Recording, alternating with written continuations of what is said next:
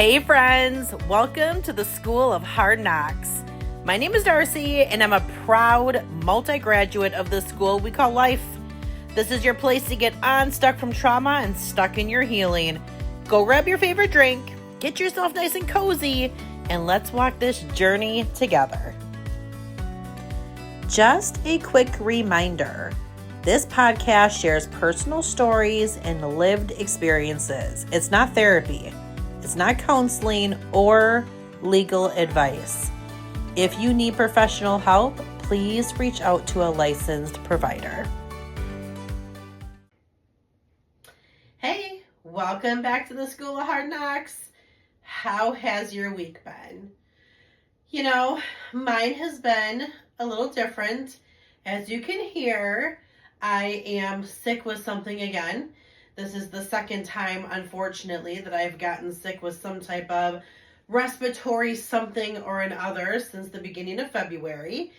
And it's been frustrating because it's the coughing and, all of the other things.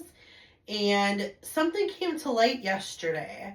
It's been very interesting because I've always kind of recognized it, but I guess now it's something that I've decided to bring to Eric's attention. But I did some research on, I don't know if this is relatable to you, but why my partner, so my husband, seems to be more attracted to me when I don't feel well. I thought, what is that? That is the weirdest thing. What does that mean? I asked him, I'm like, how are you so wanting to snuggle and cuddle and things when I'm not feeling well? The first time I had kind of really thought about it is when we had COVID. We had COVID, it's been almost 4 years in July that we had gotten it. And mine was really bad. I was down and out for 10 days. I was so close to calling up to the hospital. I was not well. Eric was in and out in 2 days and he was totally fine. But I couldn't believe the clinginess to me and needing to be by me. And that's when I realized my skin couldn't even be touched because he was trying to rub my back. And I was like, oh, I just can't. Everything hurts so bad. So now I'm not feeling well and I'm home. So when I wasn't feeling well earlier in February, I had class. I was going through the NLP practitioner certification that I went through and success coach and time management and all these fun things. And I wasn't home. I was gone for 6 to 8 hours a day. Well, I'm home this time the whole time. So now this is happening where it's this desire for him to be close to me and touchy-feely. And obviously for me, I'm like, dude, I'm having a hard time catching my breath sometimes and I'm wheezy and all of this stuff. I'm really just not in the mood.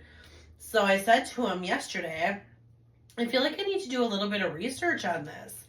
What would potentially make a partner so motivated to be with their partner in that kind of way when they're not feeling well?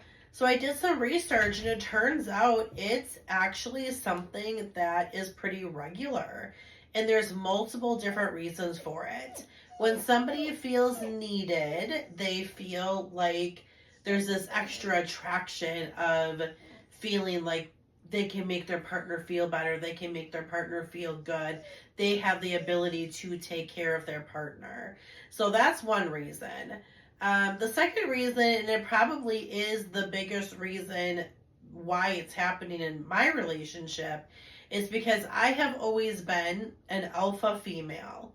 And not always because I have wanted to be, and I don't know if this is going to be relatable to you, but, I grew up, as a lot of you know, in a household where my dad was very over the top and very controlling, and, he just had to, everything was his way or no way when it came to my mom, when it came to myself, my siblings, people in general. And I just, when I turned 18, did not want anybody to tell me what to do. I wanted to take control of my own life now and do whatever I wanted to do, right? Well, enter Eric, only a little over a year after I turned 18. And Eric, as we've also talked about, has a traumatic brain injury from when he was a child. And it's his frontal lobe that was damaged. So, not good decision making skills a lot of the times, quick to anger. Well, when you pair somebody who is wanting to take control of situations because she never had control of situations with somebody that needs help in almost every situation because the decision making skills aren't there, together that has created a little bit of a monster, right? Because it's like at the beginning, it was, this is exactly what I wanted, right? Maybe it's what Eric felt like he needed, is for somebody to always be in control of something. Well, now, as I've gotten a little bit older, I don't want that kind of lifestyle. Like, I really want Eric to be able to take control of different things. But he has a really hard time doing it. So now, as you can hear, I have this sickness going on, and he is all of this like touchy-feely type of way. And again, the reason behind why I had, after doing the research, believe that it is because he is so used to me being the in control one, the alpha one, that being able to make decisions so quickly. And now I'm kind of down and out, and have been for about 5 or 6 days, which now puts Eric back in the driver's seat. So here I'm thinking to myself, self, we're all about being honest here at the School of Hard Knocks and leaning into our healing, and nobody is better than anybody else. Listen, if we are learning from the things that we have going on in our lives, we are doing nothing wrong. If you are realizing that there is a problem and you're like, well, I guess that's my bugaboo and they just have to deal with it, that's kind of an issue. But now that I've come to really realize, first of all, I am okay with not being in the driver's seat all of the time. Last year I talked about this when Eric and I went to that Lake Coast retreat, and I had planned on finishing my chapter of my first book, and that was my plan until nurturing was happening. And I didn't realize at my age that I needed to be nurtured. And I do. I have not been nurtured in my life. That's not something that ever happened as a child, as a teenager. Not, Eric is a nurturer, but like, Eric's a nurturer with, secondary gain. Okay? So it's not like always nurturing because he's nurturing. He's nurturing because I just earned brownie points. Doesn't make Eric bad, makes him human. So let's just say that. But now I've realized that this is what is happening. So when he is, can I bring you this? Can I do this? Just sit down, just do that. And wanting to do the snuggle thing, instead of me saying, you know what? No, I'm good. I can handle it. I've got it. I've been allowing it to happen. Eric's gotten great at making me tea. Eric has gotten great at picking up my water and being like, do you need some more water in here? Do you want like your aloe in it? He's been really great about doing that. And I've been really great about receiving it and not feeling like I am less than the wife that Eric had initially married, who was like, no, I got it. Don't worry about it. It wasn't that I didn't want Eric to help me with something. It was the same story that I had told you about one of my first boyfriends who kept calling me beautiful, and it made me feel so uncomfortable because I never heard my dad really say that to my mom before.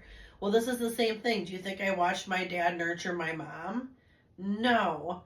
I remember never. I'd have to sit here and really think about a time that my dad did. You know what I mean? So when you grow up in those formative years like that, especially from 0 to 7, watching this happen, this isn't bad Darcie. This is learned behavior that I am now at my age having to unlearn for the benefit of not just myself, but for other people around me like Eric. If Eric is finding joy in making me a tea or making breakfast that morning or painting my toenails for me, Instead of saying, you know what, no, it's fine, I can make it, I got it, I can do it, I'm allowing it to happen. And I think a lot of that has really played off of the fact that I've been practicing self-love. And we talk about that a lot here at the School of Hard Knocks too. Like, we can read all of these mindset shifting books and say all of these affirmations, but if we don't love ourselves, we're not going to do them. I can read all of the weight loss books that I want to, but if I'm not going to get back to walking, which we have, if I'm not going to start eating healthier, which we have, if I'm not going to be taking, a vitamin or drinking my water or making sure I'm not eating past a certain time or adding the extra protein or whatever, which check, we're doing all of the things right now, I can't expect to get to my outcome that I'm looking for by March of next year. Taking steps forward in your healing, taking steps forward in wherever it is that you're looking to be. And when you fall down, standing back up. Like, we don't fail at things in life unless if we give up. So this healing that I'm going through in my life, healing isn't linear. It's different for a lot of different people. My healing comes from all different stages in my life. But even things just like this, with allowing my husband to nurture me without me feeling irritated, agitated. Like, oh my gosh, I could be in the kitchen making it more effectively, efficiently, quicker than what Eric's doing it. Because now Eric's distracted, and now he's got this going, and now he's been outside, and now the tea's sitting there in the Keurig, and he hasn't even put the tea bag thing in it, and it's like, I'm not annoyed by that, but I could just be getting it done.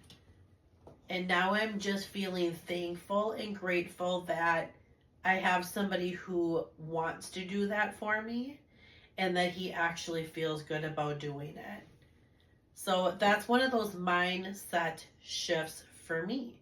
So I could have read all of the little lovey-dovey books that I wanted to, and all the self-help books about what it looks like to be nurtured, but until I actually allow that in, none of it really would have really mattered. So I'm curious, does this relate to you? Do you have a partner that is, all of a sudden you got a broken leg or a sprained wrist, or you have the flu or a cold, and they're just like, hey, do you got room under that blanket to snuggle?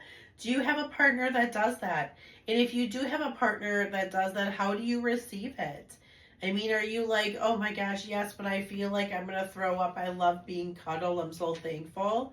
Or are you somebody who's like, listen, I'm just going to make my own soup. Everything is fine.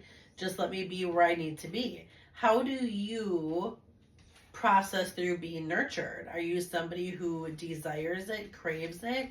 Or are you somebody like me who's, I really want it, and I'm trying to become the person that can receive it gratefully? Write into the show. Let us know.